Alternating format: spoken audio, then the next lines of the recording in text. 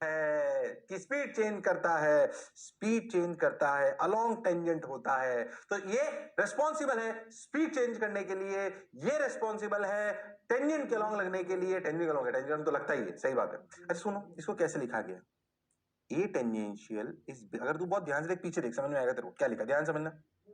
ये देख, ये टेंजेंशियल है आर एल्फा, आर एल्फा, हाँ सर सही बोल रहे हो आप, आर एल्फा आया था ए टेंजेंशियल। अब तो बहुत ध्यान से देखे तो ये किसको चेंज कर रहा है? ए टेंजेंशियल ये चेंज कर रहा है स्पीड को।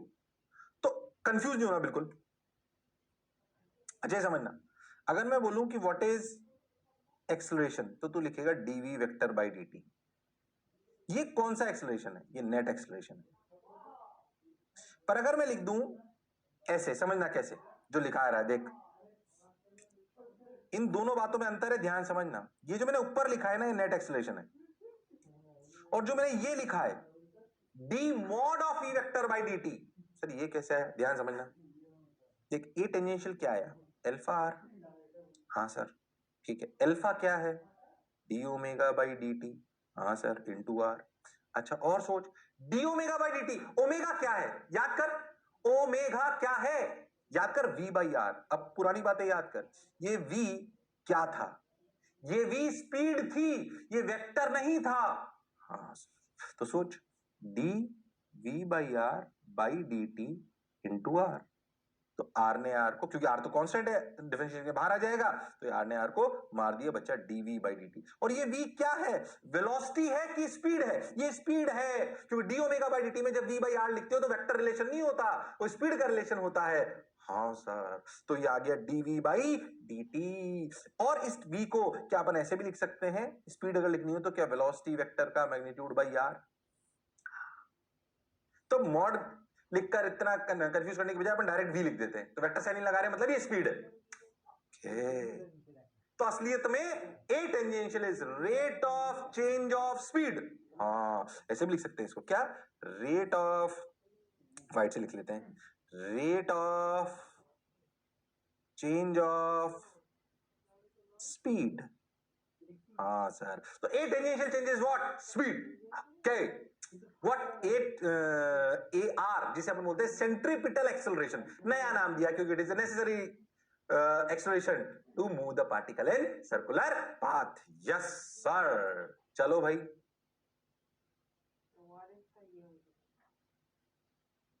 Centripetal acceleration a r vector, बताओ क्या चेंज करता है?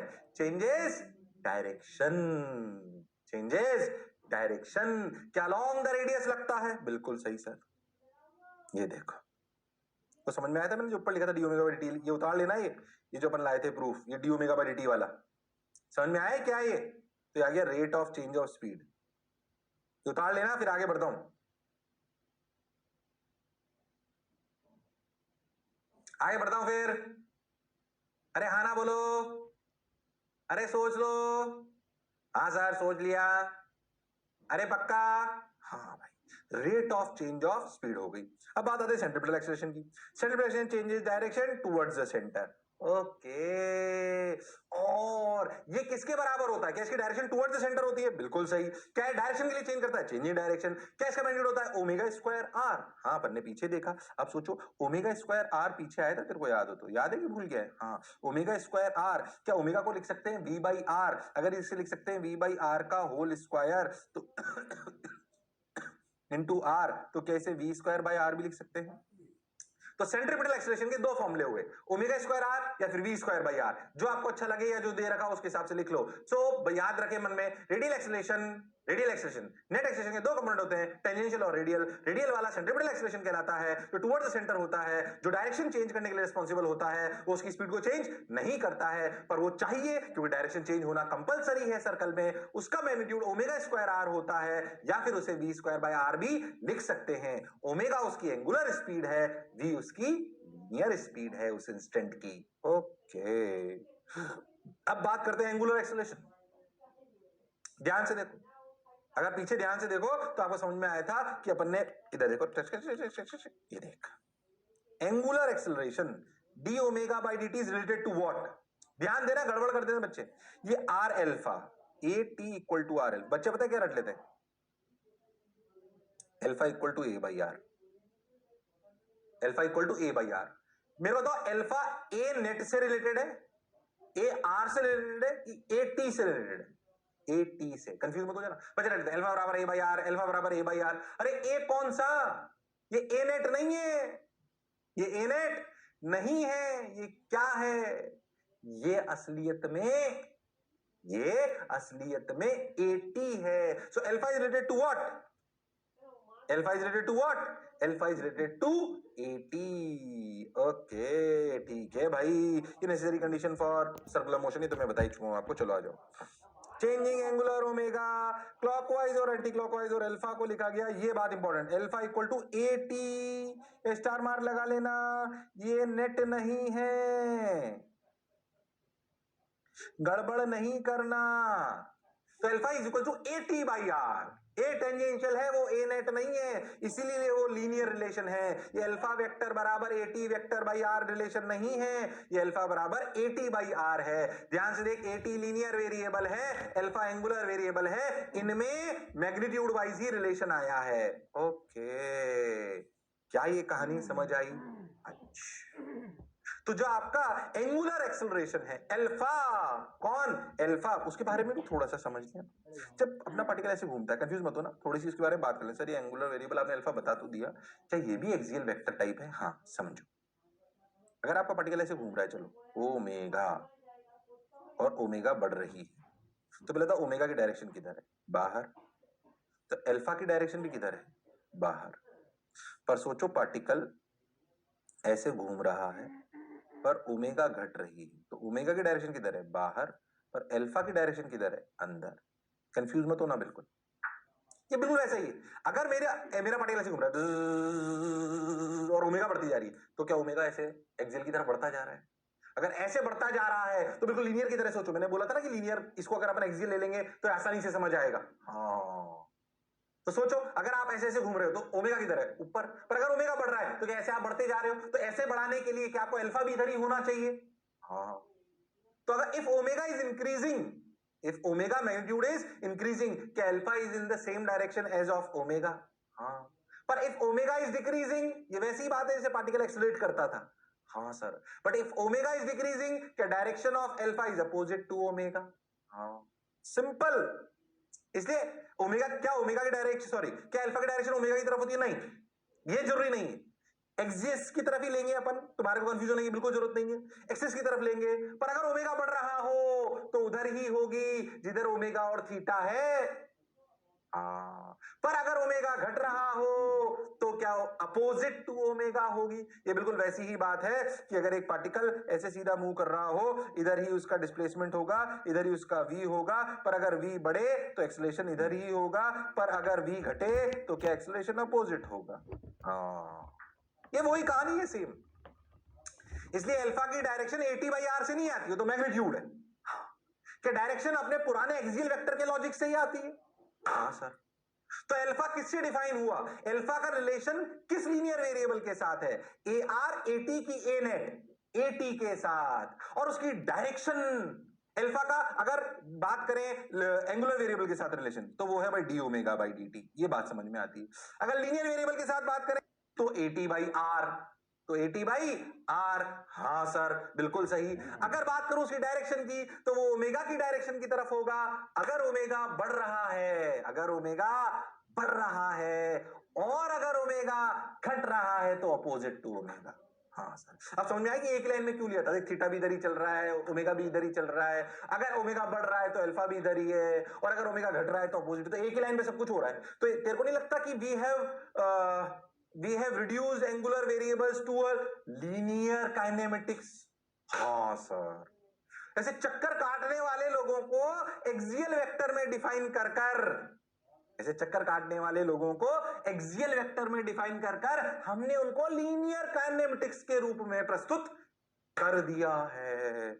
हाँ सर, अगर कोई पार्टिकल ऐसे ऐसे सर्कल कर रहा है, देखो ऐसे ऐसे सोचो, तो इसके वेरिएबल ऐसे नाचने लगे, थीटा ओमेगा। अगर ओमेगा बढ़ रहा है तो अल्फा। यस और नो? बात तो सर आपकी सही है, क्या मेरी बात समझ? तो अल्फा भी समझ में आ गया। It is related to linearly AT by R D omega by D T, बिल्कुल हमें समझ में आता है। D omega by D T, थोड़ी सी बात और बता दूं, अल्फा बराबर D omega by D T. क्या D omega by D T से जो अल्फा आएगा वो इंस्टेंटेनियस होगा कि एवरेज? इंस्टेंटेनियस। क्या होगा? ये पुरानी बात है, इसमें कुछ नहीं नया सोच रहे थे। अल्फा क्या होगा? Alpha equal to d omega by D t is instantaneous. हाँ, और अगर कभी अल्फा एवरेज लिखना हो तो खुद बता सकता है भाई।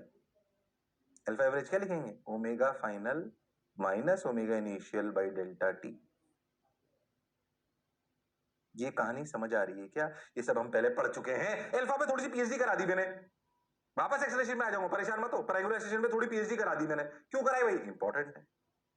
एंगुलर एक्सेलरेशन का एंगुलर वेरिएबल के साथ relation D omega by D T. Alpha average omega final minus omega initial by delta T. हाँ, alpha instantaneous D omega by D T. इसका लीनियर वेरिएबल के साथ रिलेशन AT बाई R। ध्यान दें AT है, हाँ कि ना? बिल्कुल सही। और इसकी डायरेक्शन ओमेगा की तरफ या थीटा की तरफ होगी अगर ओमेगा बढ़ेगा और अपोजिट होगी। क्या वी हैव रिड्यूस द चक्कर काटने वाले particles to a single linear kinematics kind of stuff. Yes. और अल्फा बराबर AT by R is a magnitude relation. हाँ सर, बात समझ में आई। Tangential acceleration, centripetal acceleration, angular acceleration, okay. Net acceleration, net acceleration क्या होता है भाई? Along resultant of AR and AT, AT is dv vector, ध्यान समझना, under root of AR square plus AT square. कहता हूं कि मैग्नीट्यूड आ गया A नेट का,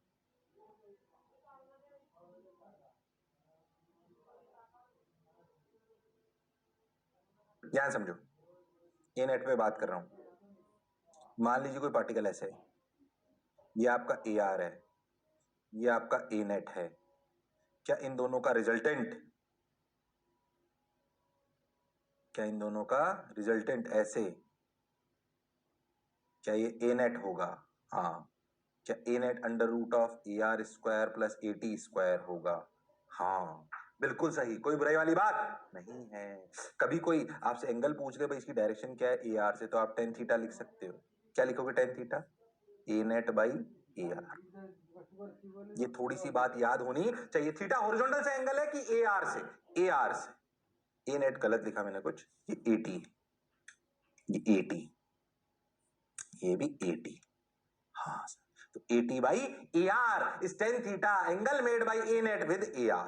हाँ, तो A नेट लिखना आ गया मुझे। कोई AR पूछे तो AR बता दो, A नेट पूछे तो A नेट बता दो, AT पूछे तो AT बता दो, अल्फा पूछे तो AT से रिलेट कर लो, अल्फा ओमेगा दे रखा और अल्फा पूछे तो omega D omega by dt निकाल लो। आपको आपस में तीनों वेरिएबल, एंगुलर वेरिएबल और उनके रिलेशन लीनियर वेरिएबल के साथ समझ में आने चाहिए। अगर नहीं आएंगे तो सन्नाटे में चले जाओगे। हाँ सर, बिल्कुल आप सही बोल रहे हो, बातें तो आप अच्छी करते हो। ओके, अब क्या करें, अब क्या करें, अब क्या करें? आगे बढ़ते हैं।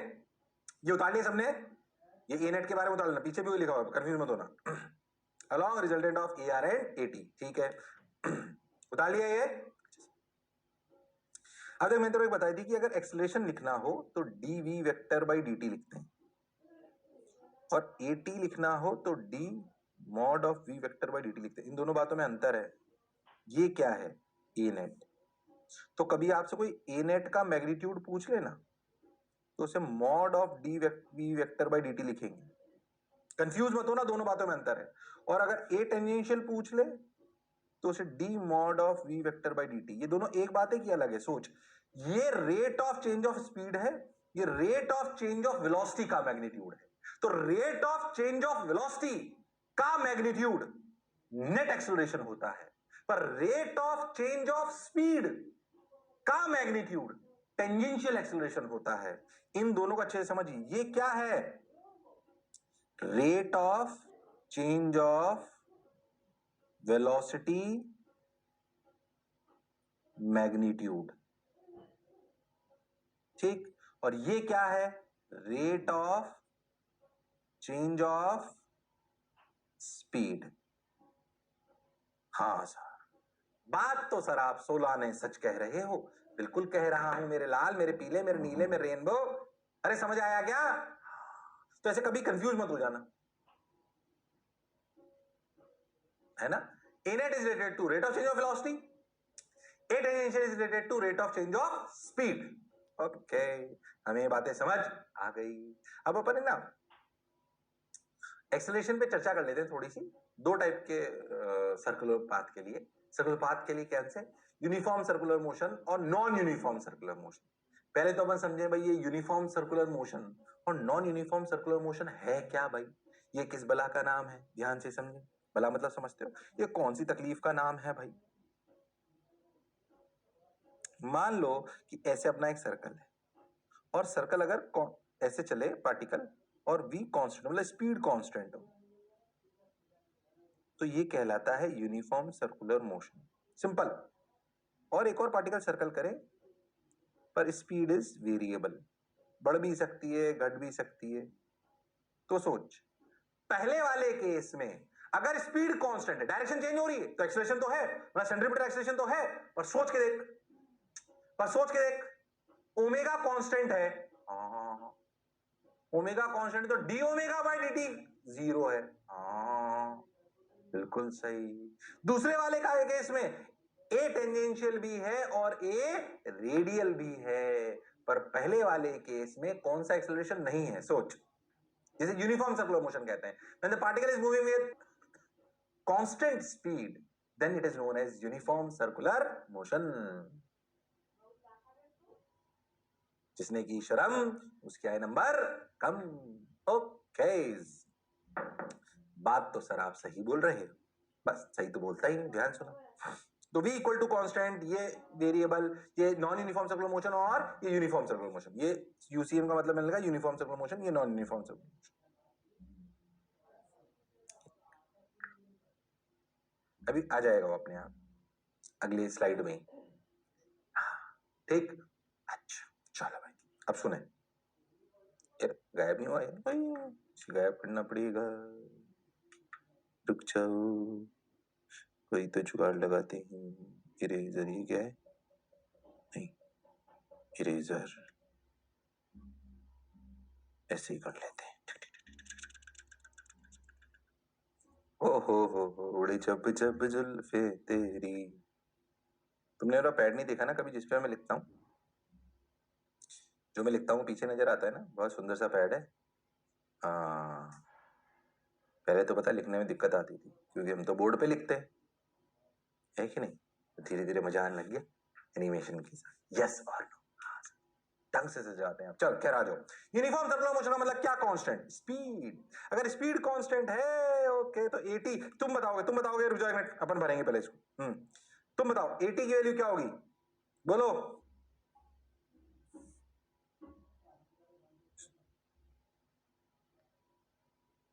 हाँ बोलो। अगर एटी की बात करें, अगर uniform circular motion speed constant, eighty की वैल्यू सब बोलो, अल्फा की वैल्यू सब बोलो। v constant implies omega constant implies d omega by dt 0 implies alpha 0 implies at 0। हाँ तो अल्फा भी 0 at भी 0, पर क्या a r is omega square r या वी स्क्वायर बाई आर? और ए नेट, क्या ए नेट भी ए आर के बराबर होगा? तो A net equal to A R यानी कि omega square R towards the centre. देखा सही भरा है क्या मैंने? देखा तो? अरे हाँ सर, बिल्कुल सही भरा है सर आपने। अरे यस और नो, देख अपन ने सही भरा था, इसे पढ़ ले। अरे यही तो लिखा था अपन ने। हाँ सर, यही लिखा था अपन ने, omega square r v square by r a net equal to A r, that is omega square r और वी स्क्वायर बाई आर।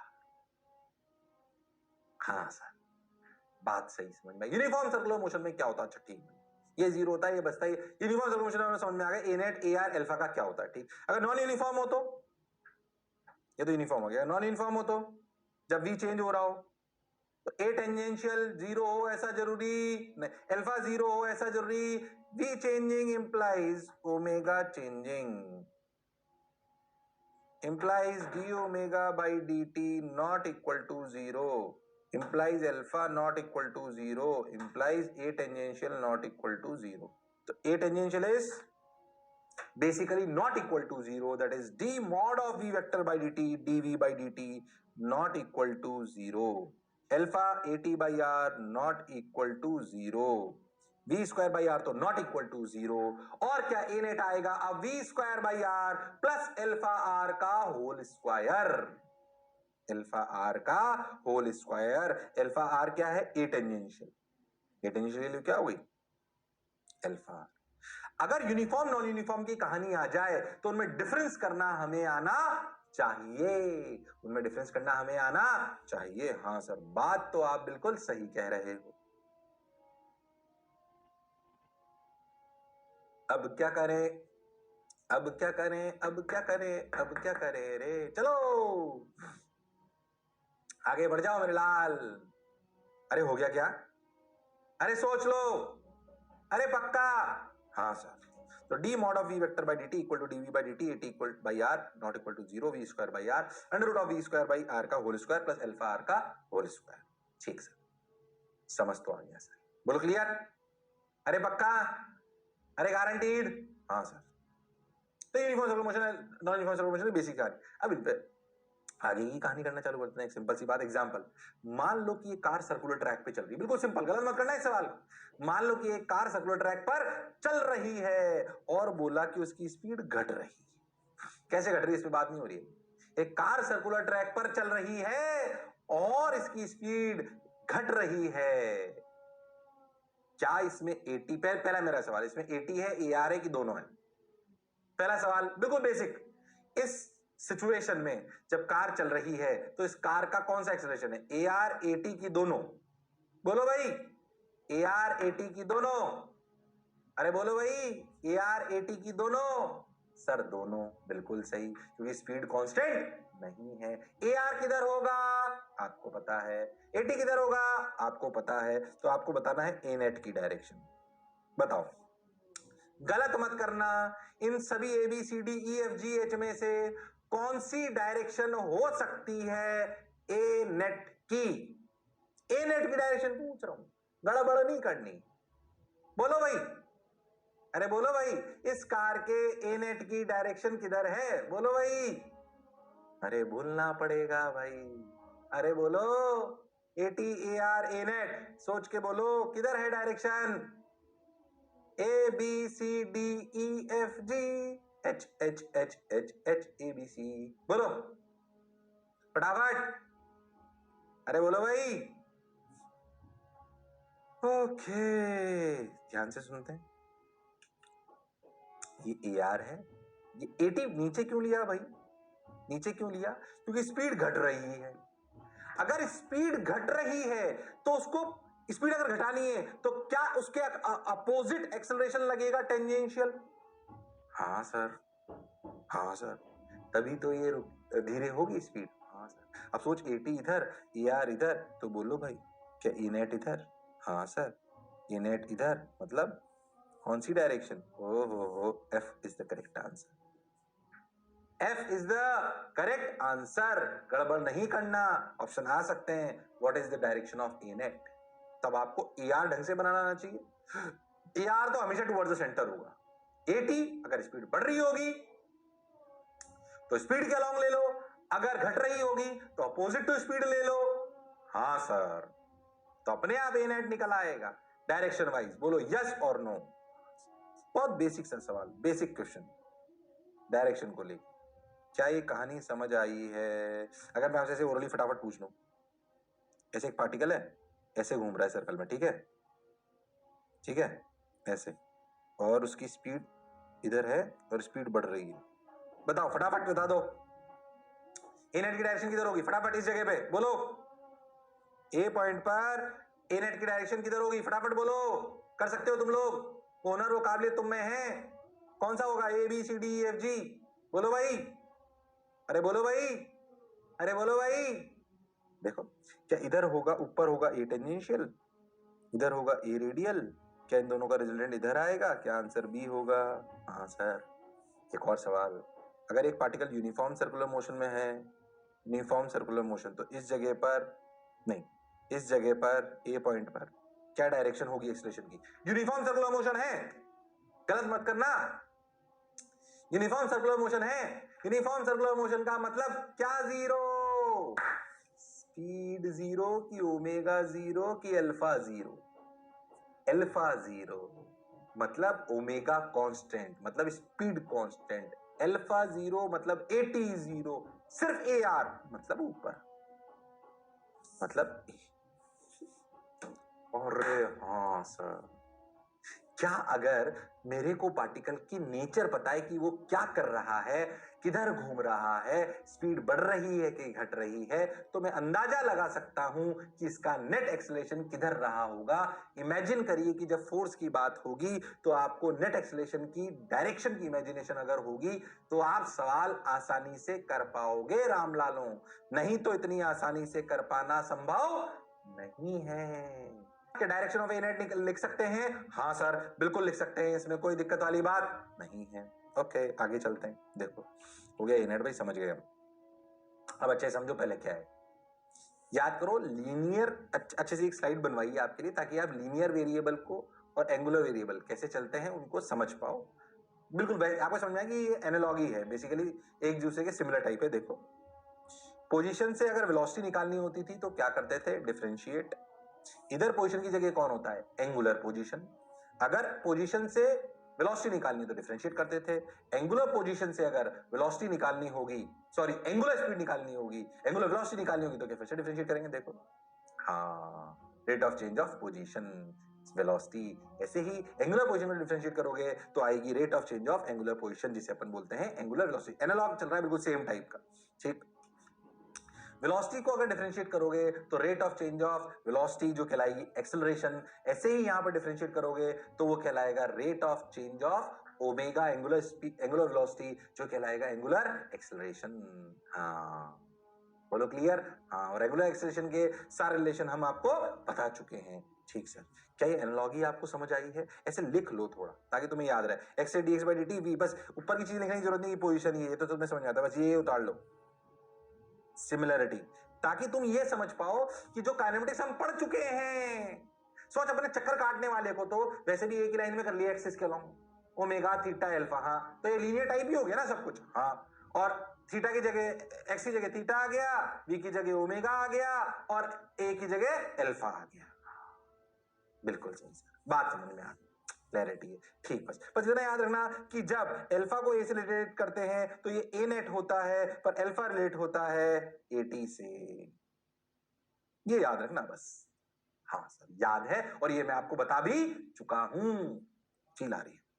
अब एक बात सही बताऊं ना, तो जितने सवाल वहां काइनेमेटिक्स में हो सकते थे ना, याद करो अपन ने 3 4 5 लेक्चर पढ़े होंगे काइनेमेटिक्स में।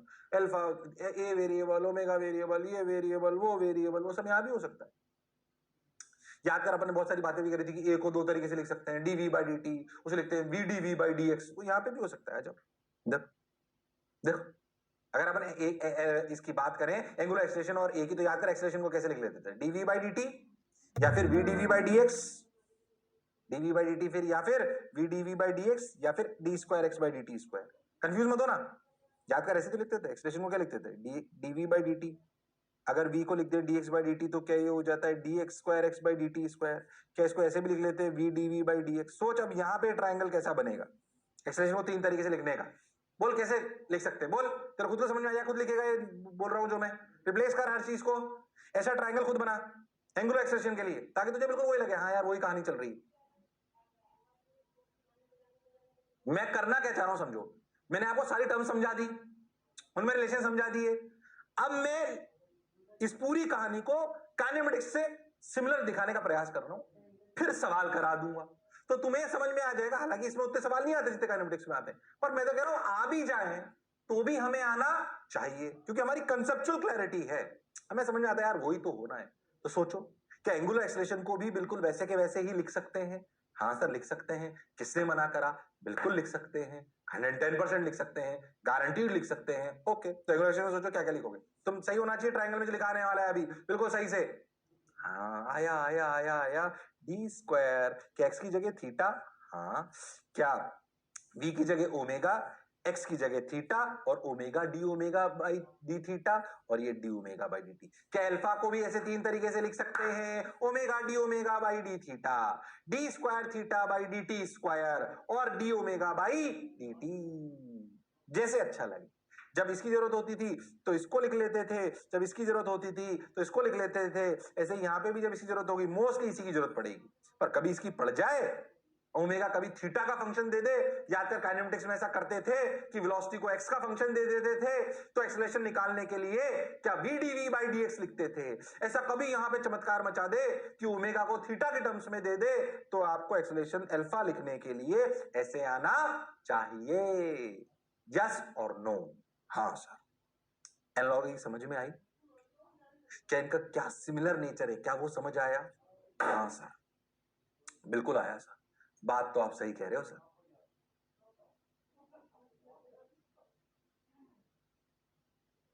अब सुन भाई, आगे चलते हैं, जीवन में आगे चलना बहुत जरूरी है।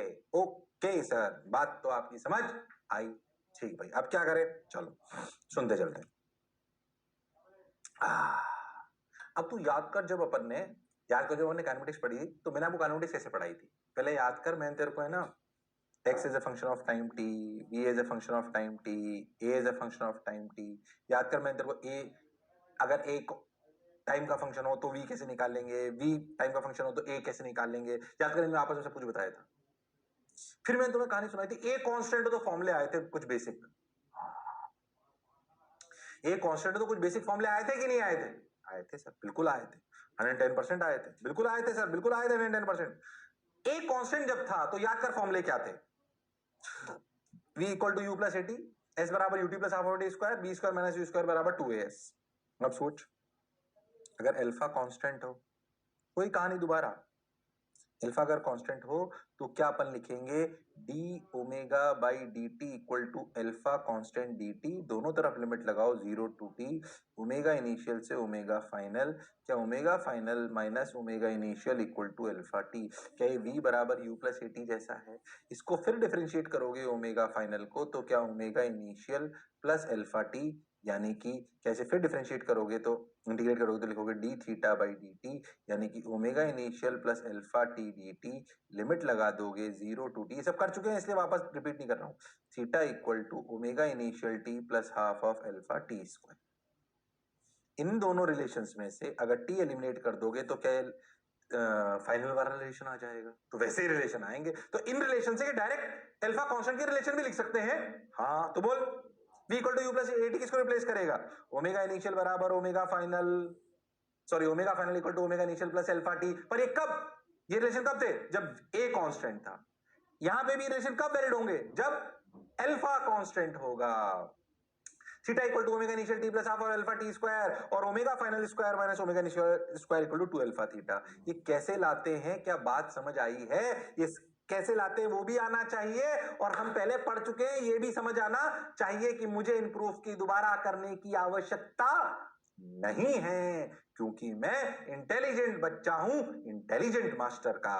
सर पहले वाला स्टेटमेंट तो सही था, इंटेलिजेंट बच्चे पर इंटेलिजेंट मास्टर पर हमें डाउट है। हट, चलो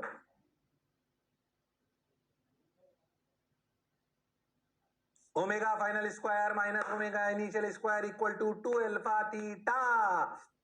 ओके जम्मूरो, आ जाओ।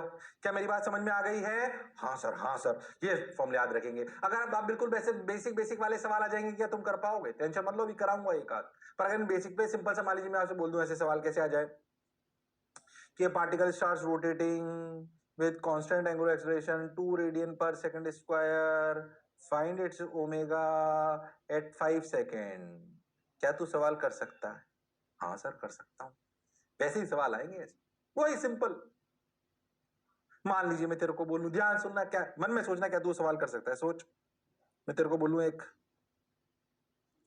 पंखा है, ठीक, वो भाई घूम रहा है, सपोज करो 50 रेडियन पर सेकंड से, ठीक। सोचना सवाल कर सकता है क्या? स्विच ऑफ कर दिया, ठीक, स्विच ऑफ कर दिया, stops after 5 revolutions. Find alpha.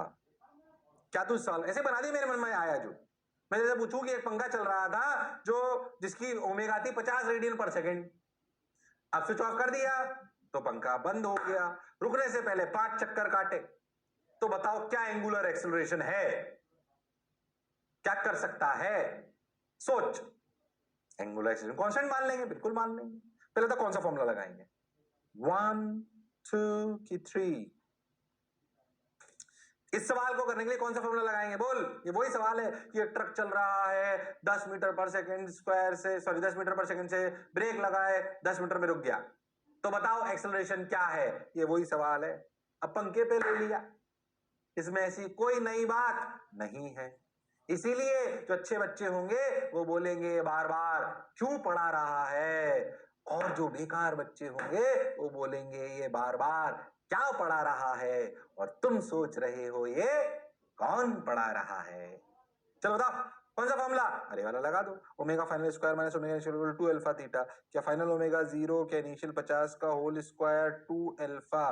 5 चक्कर में, क्या एक चक्कर में 2 पाई घूमते हैं, तो 5 चक्कर में क्या 10 पाई घूमेंगे, तो 2 अल्फा। ये तो क्या अल्फा निकल आया, 50 का स्क्वायर अपॉन 20 पाई, 50 का स्क्वायर 2500 बाई 20 पाई, आंसर आ गया। तो 25 250 बटे 2 पाई, 125 बटे पाई, जो भी आया आ गया, ठीक है। अच्छा माइनस आया, माइनस होना जरूरी है क्योंकि भाई साहब ओमेगा घट रही है, तो ओमेगा के अपोजिट होगा, तभी तो ऐसी कहानी होगी। क्या ऐसे सवाल अगर बेसिक बेसिक आ जाए, अरे सर ये तो पूरी काइनेमेटिक्स की ही याद दिलाते हैं, हम पढ़ पढ़ के उसे बहुत परेशान हो चुके हैं, बहुत प्रैक्टिस करी है, तो फिर ये आ जाएगा, आएगा कि नहीं आएगा। अब जो आज का लेक्चर है ना, आप चाहो तो उसमें अनंत सवाल बना सकते हो, पर आज हमें अनंत सवाल करने से ज्यादा ये इंपॉर्टेंट है कि अनंत सवाल कैसे करे जा सकते हैं, कैसे उनको पीछे से रिलेट करा जा सकता है, ये कहानी आपको समझ आनी चाहिए। हाँ सर, और अल्फा बहुत अच्छे से समझ में आना चाहिए। फिर कह रहा हूं मैं आपको, जब रोटेशन पढ़ेंगे तो टॉर्क बराबर आएगा आई अल्फा, तो टॉर्क भी पढ़ना अलग से समझना पड़ेगा, I is moment of inertia उसको भी अलग से समझना पड़ेगा, और अल्फा आज समझ रहे हैं इसलिए इसकी आज फील आनी चाहिए। ओके, बात तो सर आपकी सही है, बोलो क्लियर, अरे सोच लो, अरे पक्का, हाँ सर। चलो भाई, तो एंगुलर एक्सेलरेशन की बात अपने को समझ आ गई। अच्छा अगर मैं तो बोलूं कभी ये तो समझ में आ गया अपने को, ठीक है, बहुत बढ़िया, सब वैसे ही समझ में आ गया।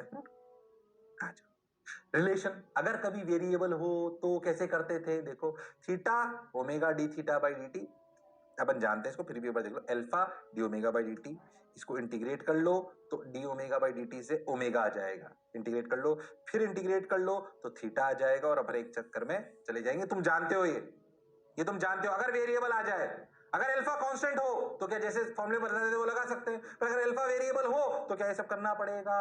अगर alpha as a function of time t हो तो उसे डिफरेंशिएट करके, सॉरी उसे इंटीग्रेट करके क्या ओमेगा निकाल लेंगे, फिर एक बार और इंटीग्रेट करके थीटा निकाल लेंगे, और थीटा से डिफरेंशिएट करके ओमेगा निकाल लेंगे, और ओमेगा से डिफरेंशिएट करके थीटा निकाल लेंगे, सॉरी अल्फा निकाल लेंगे, ये हम पहले से जानते हैं।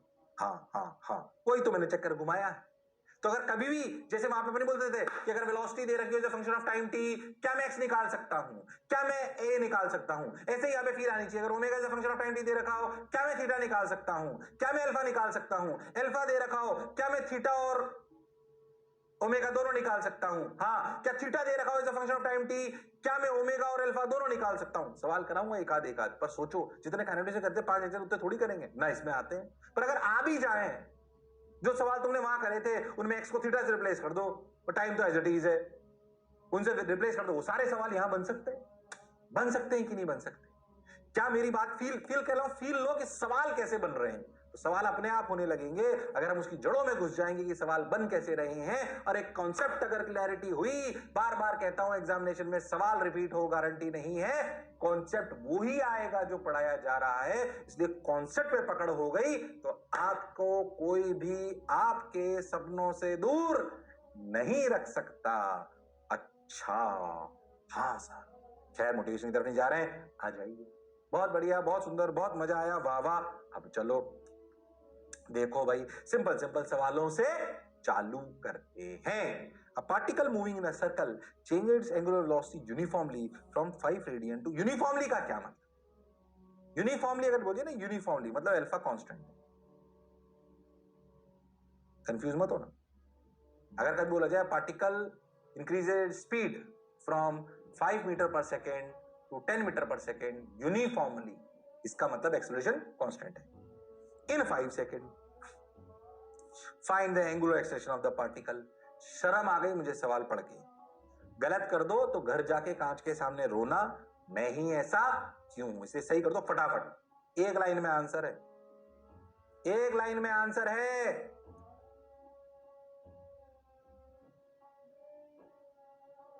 एक लाइन में आंसर है।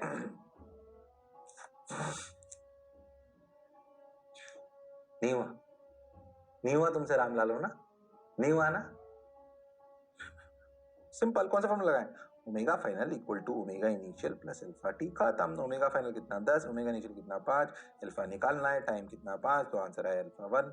हे भगवान, इससे आसान सवाल तो पूछ लेते सर।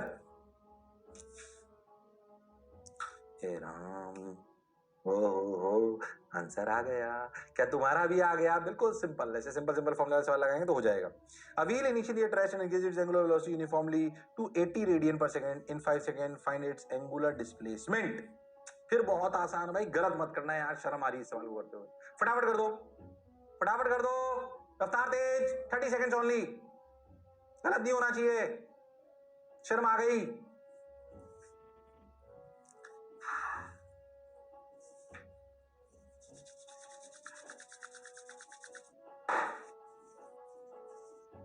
लो भाई, कौन सा formula? Theta equal to omega initial T plus half of alpha T square. Constant angular acceleration सवाल चल रहे हैं। थीटा के लिए ओमेगा इनिशियल कितना? Increase angular velocity at rest, तो ओमेगा इनिशियल क्या हो गया?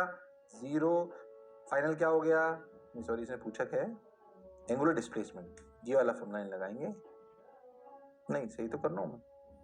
Uniformly to 80 radian per second find its angular displacement. ठीक है, तो पहले अल्फा निकाल देते हैं। तो 80 इक्वल टू 0 प्लस अल्फा इंटू 5। हाँ, तो अल्फा की वैल्यू क्या आई? 80/5। हाँ, तो कितना हो गया ये? 16। हाँ बिल्कुल सही, 16 रेडियन पर सेकंड स्क्वायर। पूछा क्या है हमसे? Angular displacement. तो theta equal to half of alpha T square, क्योंकि ओमेगा इनिशियल 0 है। हाँ सर बिल्कुल सही है, तो अपन लिखेंगे, दोनों दो फॉर्मूले लगा दिए। Theta equal to omega initial T plus half of alpha T square. Omega initial 0 है, तो थीटा की value half of alpha, alpha की वैल्यू 16, 16 इंटू 5 का स्क्वायर, तो 8 इंटू 25। ओहो, 200 पाई, 200 रेडियन। 200 रेडियन सही कर रहा हूं क्या? हाँ, 200 रेडियन आंसर आ गया। आंसर आया। दो फॉर्मूले लगा दिए, एक फॉर्मूला लगा के अल्फा निकाल लिया, अल्फा निकाल के निकाल लिया। और भी कर सकते हैं? नहीं, हाँ ठीक है, ऐसे करो। उससे नहीं होगा ओमेगा डायरेक्ट, उससे नहीं होगा। Omega final square minus omega initial equal to alpha theta, उसमें दो वेरिएबल आ जाएंगे नहीं तो। Omega final square minus omega initial square equal to 2 alpha theta. तो सोचो, ये पता है, ये पता है, पर ना अल्फा पता है ना थीटा पता है, तो इस खाली इससे नहीं होगा, 2 बार लगाना पड़ेगा। ठीक है, जैसे तुम्हें अच्छा लगे ऐसे कर लो। बहुत बेसिक सवाल। क्या ऐसे सवाल 1 2 की अनंत अनंत, मतलब ये समझ आ गया भाई अल्फा कांस्टेंट है। तो जो चाउमाऊ वाले सवाल होते हैं ना छोटे मोटे, हम तो बहुत पीएचडी कर चुके हैं इस पे यार। कर चुके हैं कि नहीं कर चुके? कर चुके हैं। तो ऐसे सवालों में हमें कोई ज्यादा दिक्कत आनी नहीं चाहिए। दिक्कत क्या? सही होने चाहिए 110%। लो भाई, थोड़ा सा और अच्छा कर लेते हैं। A body moves in a circle, फटाफट कर रहा हूं कि बेसिक है। A body moves in a circle with angular acceleration 1 radian per second square. What is the angular displacement covered during the time when its what is the angular displacement covered during the time when its angular velocity increases from 5 radian to 15 radian per second? बहुत आसान है भाई, गलत मत करना यार। What is the angular displacement क्या होगा जब उसकी रफ्तार 5 से 15 हो जाएगी और अल्फा दे रहा हो? 1 लाइन सॉल्यूशन है, एक फॉर्मूला लगाओगे आंसर आएगा। कौन सा लगाना है सोच लो, गलत मत करना, गलत मत करना। बहुत बेसिक सवाल कराए हैं, शर्म आ रही है? नहीं करानी चाहिए इतने भी, है ना? करो करो करो करो। कराए तो तुम बोलोगे कि भाई तुमने छोड़ दिए।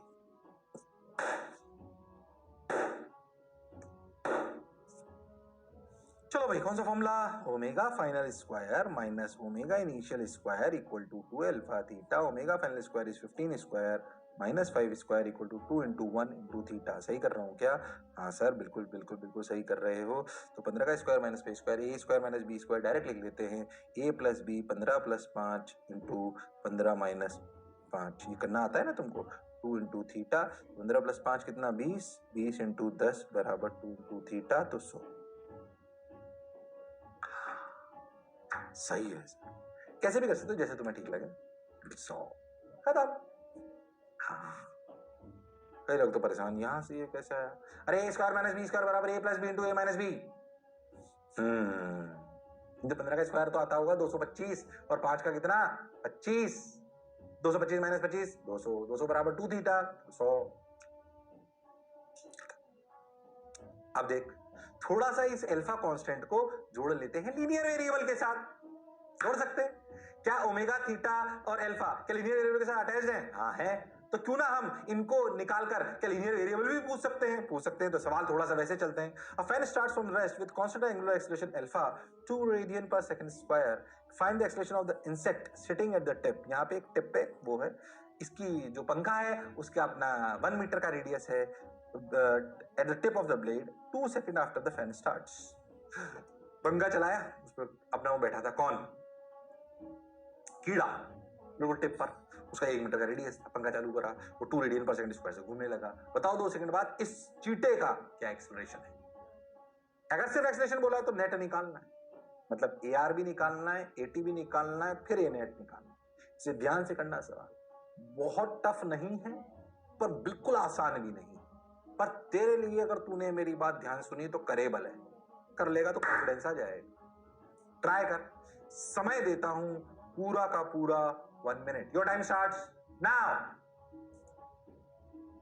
जितने मैं पानी पी लेता हूं।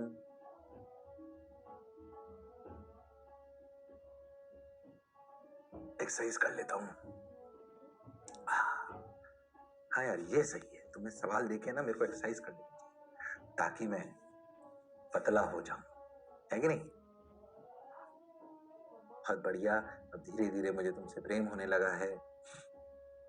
क्या तुम्हें भी होने लगा है? हाँ सर। तो प्रेम 2 ही आदमी से करना, 2 ही लोग, 2 ही चीजों से करना है, पढ़ाई और मास्टर। चलो भाई, बातों में मत लगो, टाइम से सवाल करो। अरे कर सकते हो। अरे हाँ हाँ, अरे हाँ हाँ, करो करो करो करो। सही होने वाला है क्या? Last 10 seconds. ओके।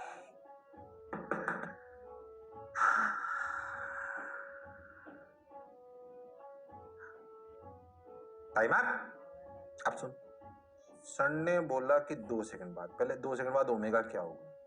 0 + 2 × 2 4। ठीक। अच्छा, ये टेंजेंशियल एक्सटेंशन क्या होता है? Alpha r. Okay, alpha are.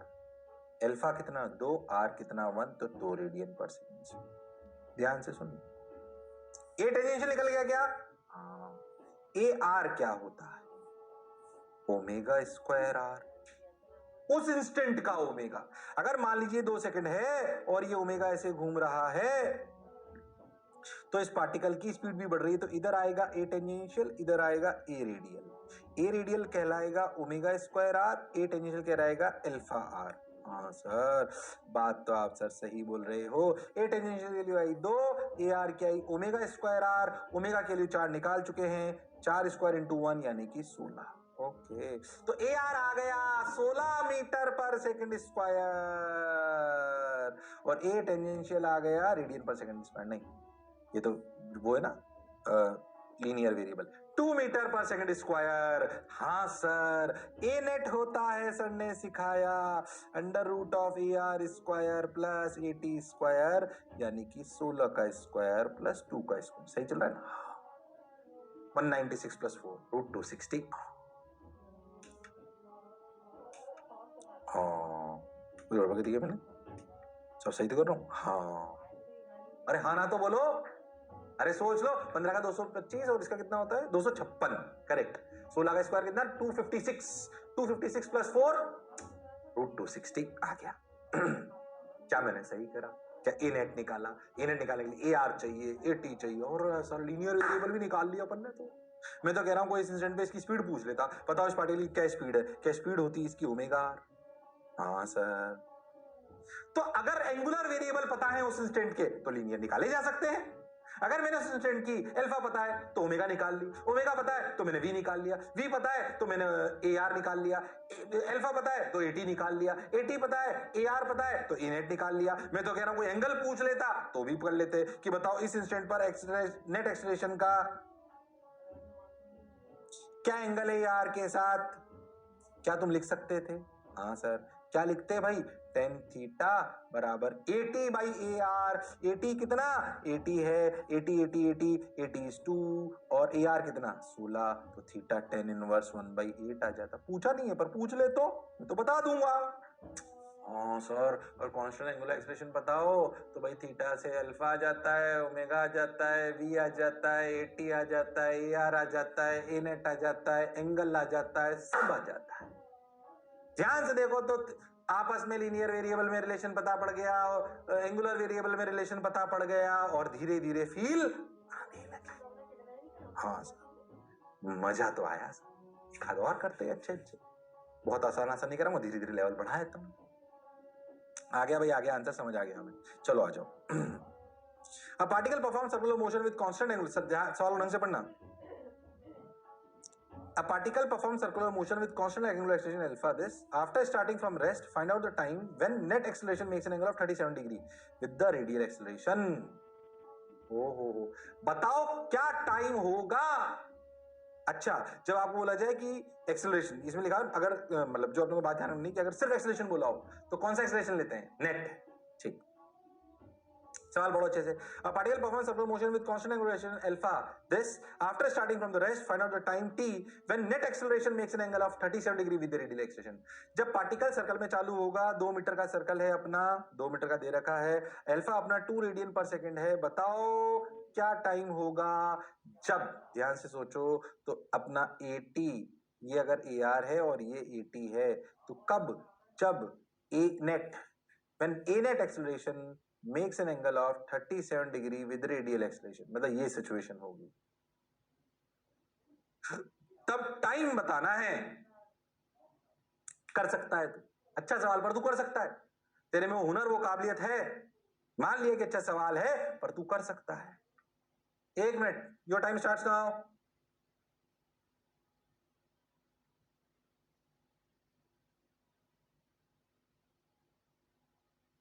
करो भाई करो,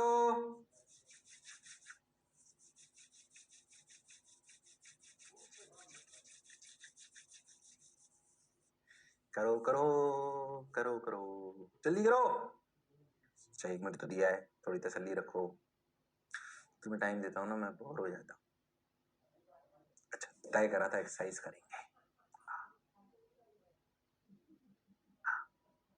अब मुझे ना मजा आने लगा तुम्हें बहुत पढ़ाने में, क्योंकि मैं नॉर्मल तरीके से पढ़ा सकता हूँ तुमको, जैसे मैं घर में रहता, है कि नहीं।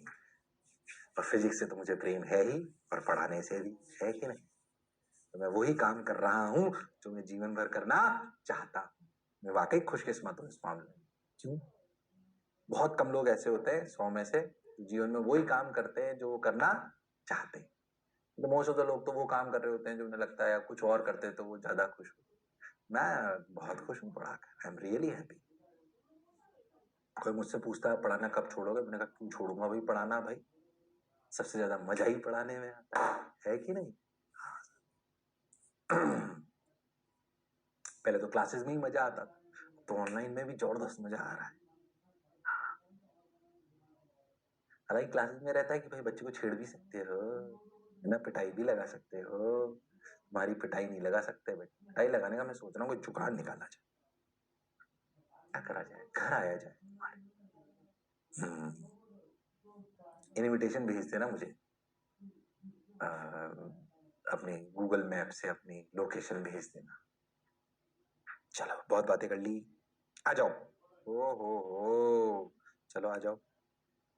ये सिचुएशन लानी है, अगर ये सिचुएशन लानी है तो देखो, ये सिचुएशन लानी थी कौन सी, इधर अपना ए आर, इधर अपना ए टेंजेंशियल, इधर अपना अगर ए नेट है, तो इस ए नेट का एंगल ए आर के साथ 37 होना चाहिए। 1037 की value 3/4, 1037 equal to 3/4, that is 80/AR।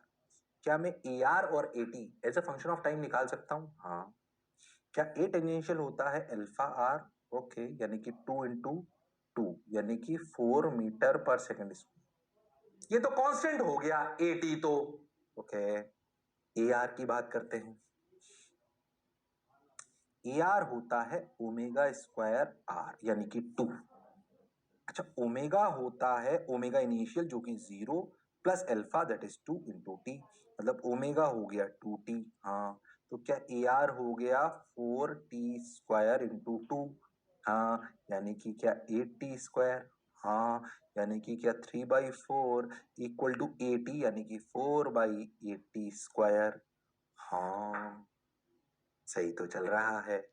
तो t² की वैल्यू, ये देखो इसने इसको 2 को मार दिया, ये 2 ने इसको मार दिया। क्या t की वैल्यू आई 2/3 यानी कि t की इस वैल्यू आई √2/3 सेकेंड।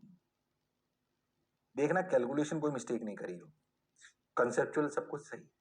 अब कहने को ये सवाल टफ है, अरे पर इसमें टफ क्या है? अगर मुझे सारी कहानी अच्छे से समझ आती है तो इसमें ऐसी कोई बात टफ नहीं है। बात बस लॉजिकली क्लियर होनी चाहिए। हाँ सर, अरे बोलो क्लियर है क्या? अरे सोच लो। अरे पक्का हो गया? आंसर आगे देख चेक कर लेते हैं, आंसर सही आया क्या अपना? हाँ बिल्कुल सही आया, परफेक्ट। मैच कर गया देखो। हाँ सर, अरे पक्का बोलो क्लियर है क्या?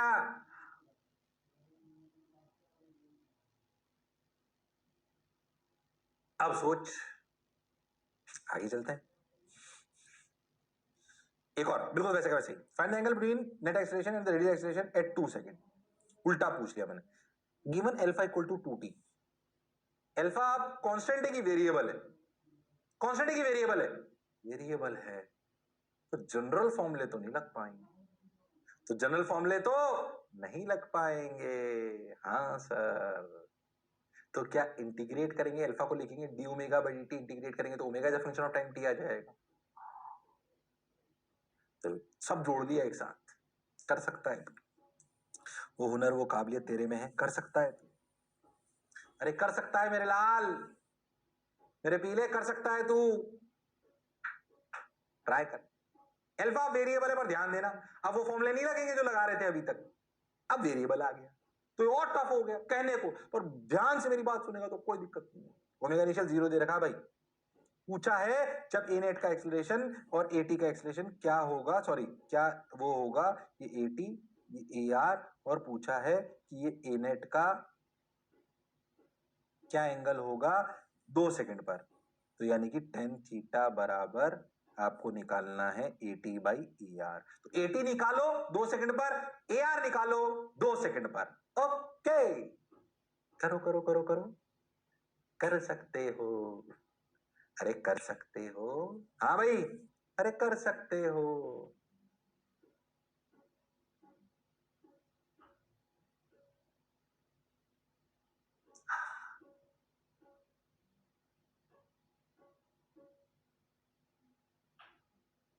एक मिनट दिया है, 1 मिनट चैलेंज। ओके,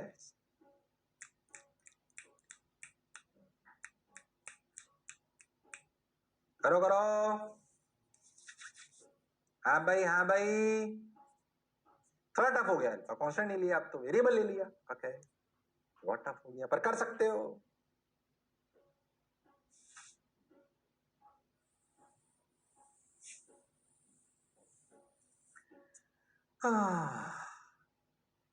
बहुत एक्सरसाइज कर ली यार, आज तो थक गया मैं, है कि नहीं? ओके, आज तो 1-2 किलो वजन घट गया होगा। हाँ सर, पतले तो लग रहे हो। आज मैं नहाया हूँ, मैं रोज नहाता हूँ, कभी कभी गड़बड़ कर लेता हूँ, ऐसी बात नहीं है सर्दियों में। चल, क्या ए टी होता है अल्फा आर? आर है 1 मीटर, अल्फा है 2t, 2t इंटू 1 यानी कि 2t। तो alpha, sorry, a tangential at 2 second क्या हो जाएगा 4 metre per second square. AR होता है ओमेगा स्क्वायर आर, मतलब ओमेगा चाहिए। फॉर्मूला नहीं लगा सकते क्योंकि अल्फा कांस्टेंट नहीं है, पर डिफरेंशिएट कर सकते हैं 2t, सॉरी इंटीग्रेट कर सकते हैं 2t dt। Omega initial 0, omega final 0 to t 0 to t, omega की वैल्यू आई टी स्क्वायर। हाँ सर, 2t में t का इंटीग्रेशन कितना, t स्क्वायर बाय 2, 2 ने 2 को मार दिया, ओमेगा के लिए t स्क्वायर। ओके, तो a रेडियल कितना आया, a रेडियल आया t की पावर 4 इंटू 1, यानी कि a रेडियल आया t की पावर 4, यानी कि a रेडियल आया 2 सेकंड पर, 2 टू जा 4, 4 4 जा 16। हाँ, 16 मीटर पर सेकंड स्क्वायर। ओहो, टेन थीटा की वैल्यू क्या है, 80 at 2 second, AR at 2 second.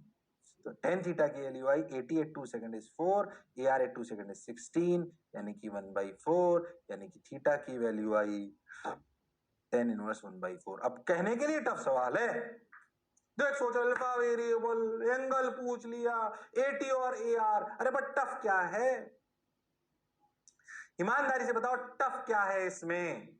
आसान आए तो भी कर लूंगा, टफ आए तो भी कर लूंगा, डरना क्या है इसमें, अरे डरना क्या है इसमें, बोलो भाई, अरे आया कि नहीं आया, अरे सोच लो, अरे गारंटीड। हाँ सर आ गया, फील तो आई सर, बोला आई क्या, अरे पक्का, लो एक अच्छा सवाल करा दिया, अरे आई क्या, अरे उतार लिया क्या, अरे सोच लो। हाँ सर, मजा आया सर, पक्का, ओके, चलो भाई, आंसर आया क्या अपना, हाँ आंसर जो अपन ने पढ़ा, जो समझा, बिल्कुल सही है, मैच कर गया भाई, मैच कर गया भाई, अरे पक्का। अब वही डिफरेंशिएशन, थोड़े वेरिएबल वाले सवाल आप कर सकते हो, इनमें ऐसी कोई खास बात नहीं है, कोई इनमें रॉकेट साइंस नहीं है, 2-3 और करा देता हूं, ऐसे रहने दो, टाइम हो गया, अगले टर्न में ऐसे चालू करता हूँ, ठीक है, अरे सोच लो। चलो भाई, तो फिर मिलते हैं अगले टर्न पे, आराम से पढ़िए, लड़ते रहिए, पर पढ़ते रहिए, और जोश और जुनून बनाए रखिए, मास्टर का साथ दीजिए, उसे अच्छे अच्छे मैसेज करिए, ताकि आपका और हमारा प्रेम बना रहे, और दुआएं आपके साथ और मेरे साथ जुड़ी रहे। क्या मेरी बात क्लियर है, अरे सोच लो, चलो भाई, बाय बाय, थैंक यू।